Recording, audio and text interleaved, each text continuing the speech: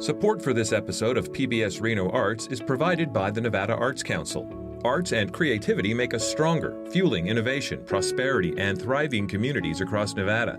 They boost our economy, promote well-being, and enhance education, empowering Nevadans of all ages. The Nevada Arts Council nurtures these essential creative forces. Together, let's elevate the arts in every corner of our great state. More at nvartscouncil.org.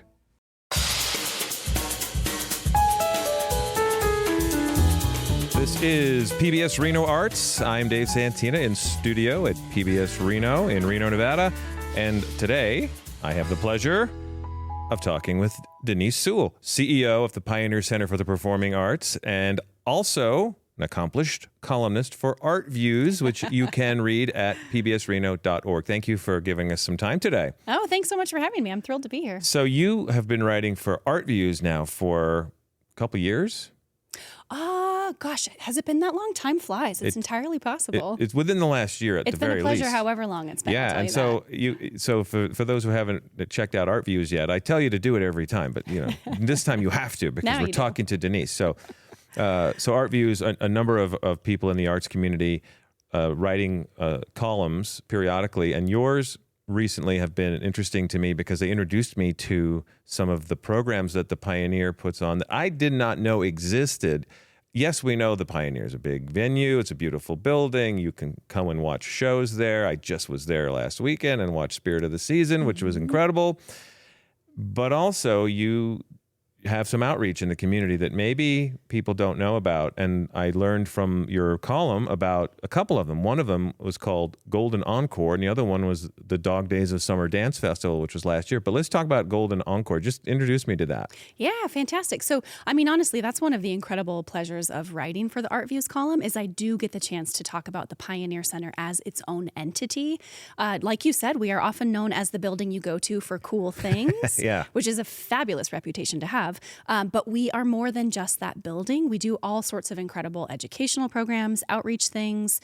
And the column has been a fun chance for me to tell a little bit more of our story, not just the story of the awesome things that happen on our stage. So yeah, the one that you mentioned, Golden Encore, that's a fairly new program. It's only been in existence for about a year.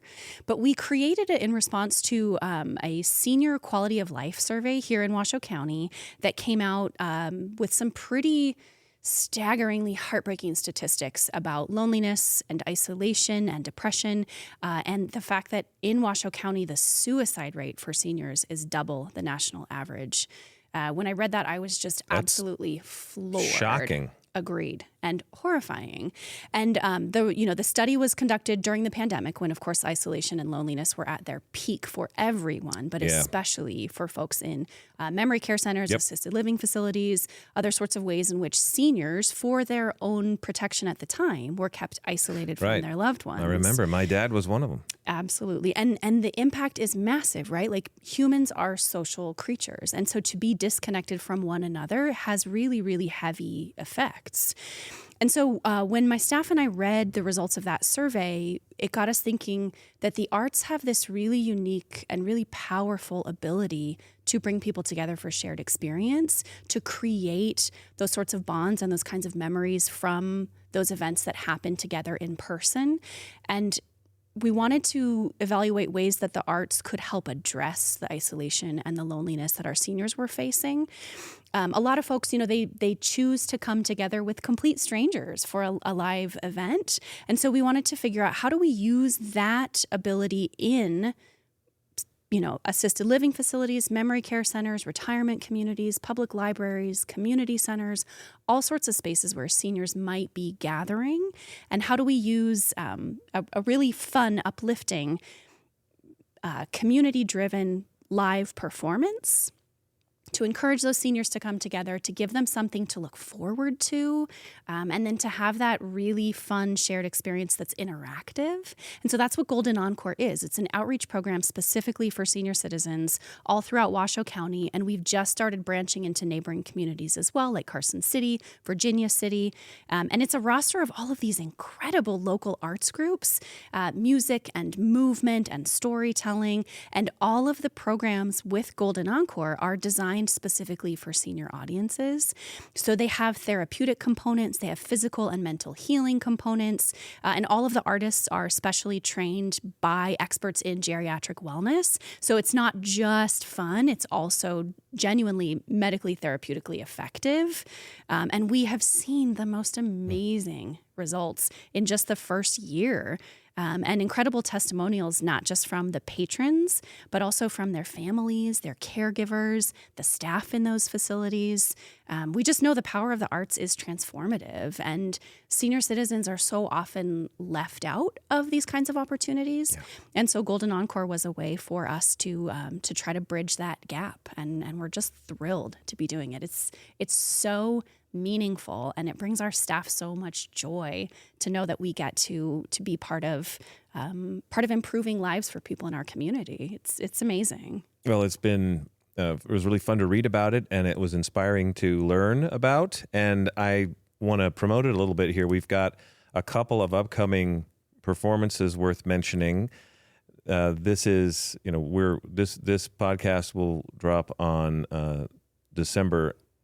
I think it's December 16th. Yes. So this is upcoming. If you're listening right at the time this drops, you've got 6 days to get ready, because on December 22nd, Scott Marshall, who I know from years ago when he was a radio sales guy and still sounds like a radio guy. He does. He's a bassist, and he's incredible musician. Always been performing around the community. Really fun guy.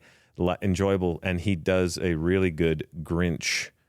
He has a perfect Mr. Grinch. He's got voice. A great Grinch voice. And so it's called In Tune Tales with Scott Marshall presents How the Grinch Stole Christmas and Other Holiday Favorites, and it's Sunday, December 22nd at the Spanish Springs Library at 2 p.m. So if you have any desire to enjoy a wonderful performance, and because it's a Golden Encore performance, maybe bring someone in your family, a grandmother, a grandfather.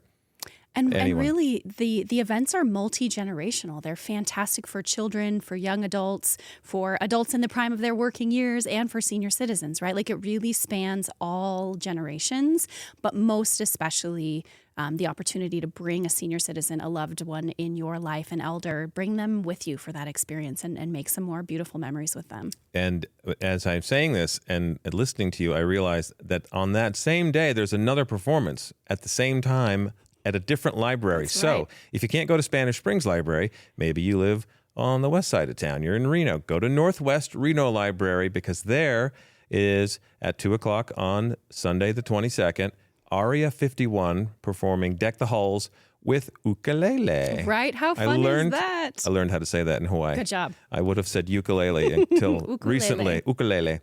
Both of those, December 22nd, and I'd love that they're at the library, because people who read books tend to be older than the rest of the people who are reading things on their screens. So it's good to have the performances where the books are. And that public libraries are this amazing, totally free community resource. They're a gathering space. They're a place of information, of connection. And we have such a good partnership with the library system. And it's such a joy to be able to present these shows in their venues. It's really a great place for families to come together and experience free, fantastic local entertainment. Yeah, I love it. And this is not the end. There are many more performances coming after the holidays, but these two are coming up right now. So go to these and then keep an eye. You have a website. We do, yeah. So pioneercenter.com. There is the current Golden Encore artist roster, so you can see all of the amazing local arts groups that we get to play with. And then also all of the upcoming performances that are available to the public. All of these free, all of these open to absolutely everyone. We really encourage you to check it out. It happens all year long, so anytime you're listening to this, even in the future, right. There will be something fantastic for you to check out through Golden Encore. Yeah, if you missed the December performances, do not despair. There are more coming, but just check out the Pioneer website, because you can get the full schedule as they're preparing. Now, beyond that, you have all of the other work that you're doing at the Pioneer, and you've been with the Pioneer now for a number of years, right? 20 years. That seems impossible. 2 decades. That seems impossible. Did you start out as a stowaway under the stage as a child? Oh, my goodness. I actually started my first day full-time, November of 2004, was as the administrative assistant. So in the front office of the Pioneer Center. I had graduated college just a couple months prior with the unlikely degree of conservation biology and was not totally sure what I wanted to do with my future. Didn't necessarily think that grad school in biology was the direction I was going to head, but I didn't have a plan. Okay. And lucky for me, there was an opening in the administrative office. I had been a ticket seller in the box office, was one of my many college student jobs. Math tutor, dog walker, house sitter, ticket seller, all the things that students do. Things, yes. And so, yeah, just a few short months after I graduated, there was an opening. And although I had no business applying or being awarded that opportunity, lucky for me, the executive director at the time said, sure, we'll take a chance. We'll have Dennyse answer the phones and file the papers. And if it doesn't work out, we'll hire someone who is, has the right experience for the job. But thankfully, I just never left over the last 20 years and had so many opportunities. They saw something in you and they were right. And whatever chance there was, I said, sure. And then I figured out how to do the thing. That's the yes and of business. So to become the CEO, regardless of your willingness to jump into whatever was needed at the time, you must have found a passion, because you can't hold this position without having a passion. Oh, absolutely. I mean, a life in nonprofit arts administration is passion driven. There's no other way. You have to love it. Folks always say, oh, it's such an exciting job. And yes, it's very exciting. However, it's also incredibly complicated and demanding, wonderful in every single way, but it asks for everything you have and more. So yes, it takes passion to do it for sure. And I think there is no place I would rather be. Obviously, 20 years is a long time, and I'm nowhere near done yet. Hey, you're preaching at the choir here. Right? And every day is a new challenge. There is certainly never a dull moment in nonprofit administration. And everything about, which of course everything about nonprofits, passion-driven, community-minded, and endlessly inspiring. So, gets you coming back every day for a new challenge. You have to like it, because as I like to say to people who ask about it, if you work for a nonprofit, your life is kind of a nonprofit at that point too. So you better enjoy the work. You better love it, and you better surround yourself with like-minded people who also love it. That is what is sustaining you. So I think this is all fascinating. I find everybody else's job more interesting than mine, so I like asking about it. But people probably don't know. I don't know. I think of the Pioneer and I think of shows happening on the stage, but all of that is coming into town, performing, and leaving town for the most part. Other than the Reno Phil and some of your regulars, you do have. Your institutions, or I guess we call it, how do you put it? Resident companies. Thank you. I was trying to pull that word. You have resident companies. The Reno Phil's one, AVA Ballet Theater, and then I guess Art Town is for all their non-July things. Is considered a resident outside of the month of July. Correct. Okay. Yep. So those are locals, and that I can imagine you're in touch with them all the time because you're able to work together. And then but all of these other shows that come to town, how do they get arranged? How do you find them? Do they find you? What's the process of booking these traveling shows? Yeah, so the Pioneer, it's a pretty unique model. We are a combination of a home for local arts organizations, like you mentioned, our 3 phenomenal resident companies. We're also available to all of the other local arts organizations. There's an incredible wealth of nonprofit arts groups here in the Reno, Tahoe area, and we are an available stage for rent for all of them. And then also educational things. So we will have student recitals from the Washoe County School District, their honor band, honor choir, and honor orchestra every year. We have historically been home to various graduation ceremonies. The UNR School of Medicine actually does some of their ceremonies with us for incoming and outgoing medical students. I had no idea. So really just like a community space for all sorts of gatherings. And then also available, like you said, for national and internationally touring live productions. And those tend to kind of be a range where sometimes promoters will reach out to us and say, hey, I have this show. I'd like to bring it through Reno. And we do some negotiating back and forth and then land on a rental agreement with some of those shows. And then other ones, we actively pursue them and we present them ourselves. The prime example of that is the Broadway Comes to Reno series. Okay. We've been presenting that Broadway series for 30 years now, which is amazing to think of. So nationally touring Broadway musicals for 30 years in the heart of downtown Reno. And that series is something that we curate ourselves together with our Broadway partners at Nederlander. They are a global Broadway family company, and they are our phenomenal partner in the Broadway series. They have a lot of ability to make our dreams come true. So when I go to New York and I see fabulous shows and I say to them, is there any way we could try to get such and such to come to Reno? They will say, no problem. We'll get to work on that right now. And they are able, because they have such a presence in the Broadway world and they're in so many other cities, they're able to include Reno as part of a tour? Yeah, because they're coming, offer. They're going to be nearby. Exactly. Okay. And there's something really fantastic about our location. We are close to other things, but geographically isolated enough by the mountain ranges around us that when you need to make a stopover between somewhere in California and somewhere in, say, Utah or Colorado, come see your friends in Reno, stay a week. Got it. And that's how we've been able to get these fresh off Broadway, brand new, full equity touring productions to come to Reno on their first year on the road is because A, Nederlander helps take care of us, and B, we're in a prime spot for those tours. Okay, they're incredibly popular. I'm looking at your schedule upcoming, and I recognize a number of shows. I assume, for example, Book of Mormon qualifies as a Broadway Comes to Reno show. Exactly. Because I know it started on Broadway. Yep. And that's coming in January.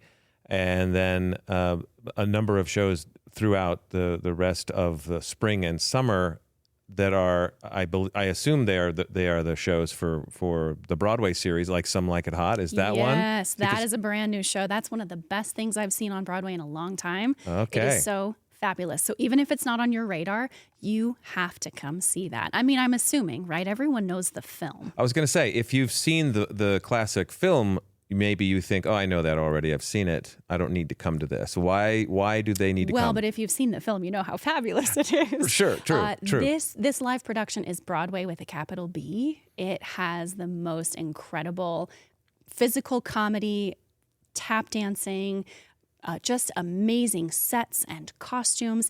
It is so big and lush and fantastic. It has everything you want a Broadway show to have. It's a can't miss, honestly. Okay. Well, I'm looking forward to that. In fact, I think I'm already slated to go to that one. Wonderful. I'm trying to remember. I have the advantage of having been married for almost 20 years now to a woman who writes theater reviews as part of her many jobs. And so opportunities come like the Pioneer reaching out and saying, okay, we'll let you come and watch some of these. Yeah, come see the show, spread the word. And so I think she got to pick a couple, and that's one I think she's already picked because she was a huge fan of the original film. Me too. So I'm looking forward to that. We'll definitely be seeing it. And then so what else do we have coming for the season of Broadway Comes to Reno? Yeah, so Some Like It Hot in February. Then we will have the national touring production of The Wiz, which is of course the famous movie that's based on The Wizard of Oz. Right. That production has been a long time coming. The Wiz has not had a national tour in decades. And so it's a really, really special opportunity for this tour to finally be out on the road again and for Reno to get it. It's a wonderful show. Again, it's the story of the Wizard of Oz, but told through a different lens. Right. So it's jazz and funk and hip hop and amazing music. A really, really fun way to bring your whole family and bring kids to see a different version of the Wiz than what they've seen before. Well, and good timing fabulous. because we're on the heels of Wicked, the movie, which everybody's talking about. So now this can be the bridge between Wicked Part 1 and the second part and then what of happens next? The movie that comes out next summer sometime. Yep. Or next fall, I don't know. But yeah, it's it's good timing for the Wiz. Absolutely. But that'd be fun to see. And then beyond that, more Broadway coming later in the summer. Correct. Yes. So everyone's favorite Mamma Mia, which is like the most popular girls' night out of all time. Everybody knows that, even me. Yep. So Mamma Mia in June. And then a fantastic new show, the Neil Diamond musical, which is called A Beautiful Noise in July. And I have to say, I'm absolutely thrilled that we will have Neil Diamond singing Coming to America on July 4th at the Pioneer Center. And I say Neil Diamond in air quotes. It is, of course, the Broadway performer portraying Neil Diamond. Nonetheless, Neil Diamond singing Coming to America on July 4th. That's exciting. It's fabulous. And I have a personal connection to that one because a buddy of mine has a sister who is performing in that show and traveling with fabulous. them. So I'm going to try to get her to come in and do a podcast to talk about her whole career in acting, Perfect. which is fascinating and Perfect. fantastic. Kate Mulligan. So if you're listening, and she's not, but if you are, I'm already pursuing you to come and talk about your career. You have an amazing history. All right. That's Broadway Comes to Reno. Correct. And so that's incredible all by itself. It's amazing. But beyond that, you've got multiple Reno Phil performances coming. You've got the Symphonie Fantastique in January and Bruckner's Romantic Symphony in February and on and on. So having a relationship with the Phil must be really fun and comforting to know that that's a mutual benefit. They are so incredible. So the Pioneer Center opened for business January 1968, and 1 year later, the Reno Phil was founded. So our histories have been intertwined for over 57 years now. As soon as there was a performing arts center in the heart of Reno, there was a fine, large orchestra created as well. Together, the two institutions have been the genesis of so much of Reno's cultural growth. And the Reno Phil, I just have to say, for anyone listening to this podcast anywhere in the world, I would put the Reno Phil up against anyone, anywhere. They're great. They are incredible. They are led by the most phenomenal conductor and artistic director, Laura Jackson, the one and only. No one like her in the world. And then every single one of the musicians puts all of their heart into the work that they do. They are so talented. And I mean, props to the staff of the Reno Phil for dreaming so big and creating these incredible community engagement events. They do all sorts of educational outreach. Their programming is really diverse. They do really fun things like playing a live score to a popular film. I mean, they are everywhere doing everything. And it's such an honor that they are also a resident company at the Pioneer. They're like an extended family for us. Right. We just love them. They're so fabulous. And I imagine that you feel the same way for your other resident companies. I want to mention, absolutely. I almost failed to acknowledge that, again, for those of you listening at the very beginning of this podcast availability on the 16th of December, this next weekend is the Nutcracker, the AVA Ballet performance of the Nutcracker. And it would not be Christmas without the AVA Ballet Nutcracker at the Pioneer. It's truly a staple. It's a staple. Every year you have to bring your family to that. Every year they do different, creative, beautiful, inventive ways to tell that same classic story, but with a new angle. So even if you saw it last year, it's going to be a different experience this year. They set the bar for what a live Nutcracker can be, and they always partner with the Reno Phil to have that full live orchestra playing Tchaikovsky's iconic score. So truly the best way to get in the Christmas spirit is to come see the Nutcracker at the Pioneer. One of your Art Views colleagues is Steve Trendy, who works with the AVA Ballet and just wrote a column all about this year's Nutcracker. Fabulous. So for those who are listening, go to pbsreno.org and look at Art Views, read Steve's story all about this year's Nutcracker, and then if you can get out there, go and see it. It's between the December 20th through the 22nd. And that in itself is a story. That production is a big production. They bring in performers, high-level performers from all over, but Correct. then also use locals at the same time. Yeah, so it's an opportunity for local children to get their first performance opportunity on the big stage. Local, incredibly talented older dancers to perform alongside seasoned professionals that they fly in for the main roles. I mean, it's an incredible production. So many people involved in making that happen. And it's just absolutely magical when you're an audience member. It's fun. I look forward to seeing it again this year. It is an annual. It's like Spirit of the Season, which is the Reno Phil holiday performance, which just happened, and I go every year. It's one of my wife's favorite things to do. We go every year, and every year it's a little different, and always fun and always engaging. And you mentioned Laura Jackson, Jason Altieri. Conducts that the season event every year, and it's worth seeing simply for the costume changes. Agreed. Jason's got a combination of shoes and jackets that will blow your mind, and that's worth a ticket. I often all by wonder itself. how fun his closet must be. Oh my goodness. I do too. I do. I bet there are Fabulous. sequins on the floor that he cannot identify from time to time.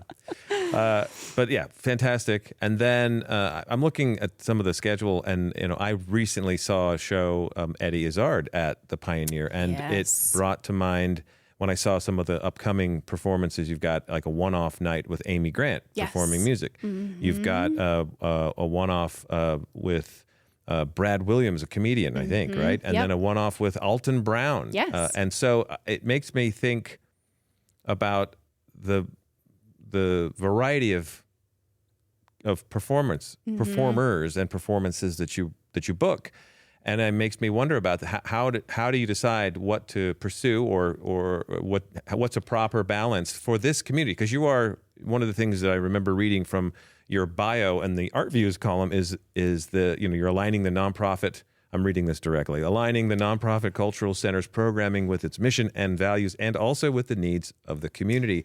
So how do you incorporate this community as it's growing and changing over time to help you decide what kinds of programming to bring in? Yeah, it is an ever-evolving tapestry, isn't it? It's partly how much is Reno growing, what is out on the road right now, what are people responding to in other communities, what are the trends that we're seeing in national news, what are we learning about people wanting positive, uplifting, escapist experiences or kind of cheeky, sort of dark humor experiences, right? So really trying to pay attention to that dialogue and also noticing the growth of all of the arts organizations in the Reno area. We never want to duplicate something that's already happening here. We want to add to something so that it's an and rather than an or. And there are so many incredible things happening in the Reno Tahoe area. I mean, the casinos have such a wealth of entertainment opportunities. There is a competition for something fabulous happening every night of the year in Reno, and there always has been and there always will be, which is wonderful. So we really try to look at how can we supplement that with new and different opportunities, and how do we make the Pioneer Center of interest to as many people as we possibly can. It means not just the same kind of thing over and over, starting to dabble in different sorts of things, having different kinds of, like you mentioned, some music, some comedy. We've had magicians, we've had some film premieres, we've had all kinds of interesting different things, really to try to get folks to have that first experience at the theater, no matter what age they are. We tend to talk about, bringing kids in for their first theater show. Yes, absolutely. But also all of the adults who've never been to a live event at the Pioneer Center. What can we do to bring them in? And so we've started dabbling in more of those kinds of things. Like we just did a touring production of the Rocky Horror Picture Show in October, which was fabulous, right? And there was a costume contest on stage and a live shadow cast. And Barry Bostwick was there, the original Brad Majors. I mean, it was incredible. And so many folks from that gave us the feedback that they had never been to the Pioneer before. That was their entry point. Okay. And so we gave them sort of an open door to step through to then see the other kinds of things that we're presenting and that are being presented on our stage by other organizations. And so we try to really think about how to invite as many people from as broad of the community base as we possibly can. We love working with Spanish language promoters to do comedy and theater that is entirely in Spanish. So again, just having as many relationships as we can to bring in as much different kinds of programming as possible. Because the goal would be that everyone has something at some point that appeals to them on our historic stage. Right. Well, and based on the list I'm looking at, which is available, anyone can get the list of upcoming performances at your website. The breadth of it is impressive. It is all over the place in a good way. Something for everyone, more or less. I think that's fair to say. Again, just like our jobs, right? Never a dull moment. Exactly. And so for our staff and for our incredible core, we actually have over 400 volunteer ushers. Anytime you come to an event, those phenomenal human beings in the maroon vests, those are all volunteers. They're wonderful. And we keep them on their toes night by night with all of the kind of wild different things that happen. And every night, a different set of expectations from the client, a different set of house rules. and they are always game for whatever is up next. It's amazing. They do great. I got to say, I had a really wonderful experience. I don't think this is common. I think this was a rarity, but I mentioned going to see Eddie Izzard. Well, the tickets, I lucked into a third ticket with three people they had three. One of their three couldn't make it. They offered it to me. So I said, sure, let's go. And we were, I want to say, third row from the top in the balcony. Mm-hmm. And, that's fine. Not a bad seat in the place. Right. But you are about at the top at that point. And so as we're sitting down, we're just getting ourselves settled. One of the ushers comes in and says, hey, excuse me, would you three be interested in going down and sitting in the pit? Because we have some extra seats there. We opened up some seating last minute and didn't sell them all. Mm-hmm. And so we do have a few available. If you'd like, you can sit there. And I'm thinking, what's the scam here? This can't be real. It's too easy. And so we said, well, yes, of course. We'd certainly like to sit right in the front. And so she takes us down, second row from the front. Fantastic. And we have three seats there, which is, it's as much as I have enjoyed those performances before from Eddie Izzard. I've seen him a few times. Being second row, whole different experience. Absolutely. And really fun and lucky. And that was an usher. I assume they had been given permission to pick people and say, we have X number of seats available. Let's fill them up because we want to have the front row full. Mm-hmm. I was so excited that we got lucky that way, but that was an usher doing a great job picking the right people. Clearly. Picking the right people for that opportunity. Made a great choice. But really fun. Yeah. So fantastic support from them. They do a great job for you. And then one last thing I'm curious about. It's a not-for-profit. Obviously, you're selling tickets to shows. People are generating revenue that way, but that is not the way you sustain yourself entirely. Correct. And the vast majority of the events that we sell tickets to, those are not for the Pioneer Center. So, of course, we're collecting money on behalf of the Reno Phil, AVA Ballet, Art Town, Sierra Nevada Ballet, all of the great organizations that perform with us. Alton Brown, of course, all of these touring and local groups. When we collect the ticket sales, it is for those artists. It's not for the Pioneer Center. So yes, we too are a 501c3 nonprofit. We do outright own that beautiful historic building in the heart of downtown Reno. So our mission, of course, is to activate that space, to preserve the beautiful theater, to connect with the community, to provide a space for local organizations, and to host the best of touring and do all sorts of outreach. And all of those things are funded through some of the typical nonprofit avenues. We do a little bit of grant writing for some of our programs. We have some generous donors. We have some sponsors for different programs and services that we do. And of course, the Broadway series, we do facilitate that. So there's a portion of that goes to us, although the vast majority to the Broadway shows, as well deserved for that to be the case. But yes, as a 501c3 nonprofit, if any of the things that we present, any of our outreach programs or the preservation of that venue or the expansion of our general cultural offerings, if any of that speaks to anyone and they would like to make a tax-deductible donation, please keep us on the list. The way that we are able to continue to grow the Pioneers' footprint is through the support of the community, through people coming to shows, believing in the work that happens at the theater, and making sure that we can continue doing that for all of the generations who come after us, right? Keeping the heart of downtown thriving with arts and culture. That is really our primary goal. And it's the support of the community that makes that possible.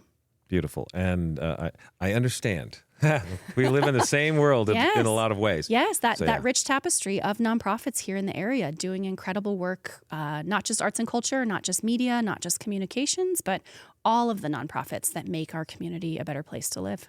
Yeah, and we all partner together from time to time. We do, in multiple collaborate ways too. As many times as we possibly can. All right. Well, thank you for collaborating for the last 30 minutes and giving me some time. I appreciate it. Thank you for the opportunity. This was great. Well, let's do it again sometime. Yes, please. You're going to keep writing Art Views columns. I sure will. We'll have more things to talk about. There's endless opportunities. So many great new things coming up. Agreed. All right. So before we go, I want to remind everybody to watch Artifacts, our arts program on PBS Reno.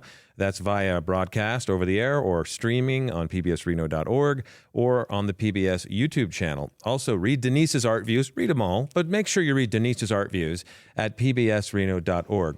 Now, if you have a question or maybe a comment or a suggestion, please send them to me at podcasts@pbsreno.org. My thanks to Dennyse Sewell, and thank you for listening to PBS Reno Arts. Support for this episode of PBS Reno Arts is provided by the Nevada Arts Council. Arts and creativity make us stronger, fueling innovation, prosperity, and thriving communities across Nevada. They boost our economy, promote well-being, and enhance education, empowering Nevadans of all ages. The Nevada Arts Council nurtures these essential creative forces. Together, let's elevate the arts in every corner of our great state. More at nvartscouncil.org.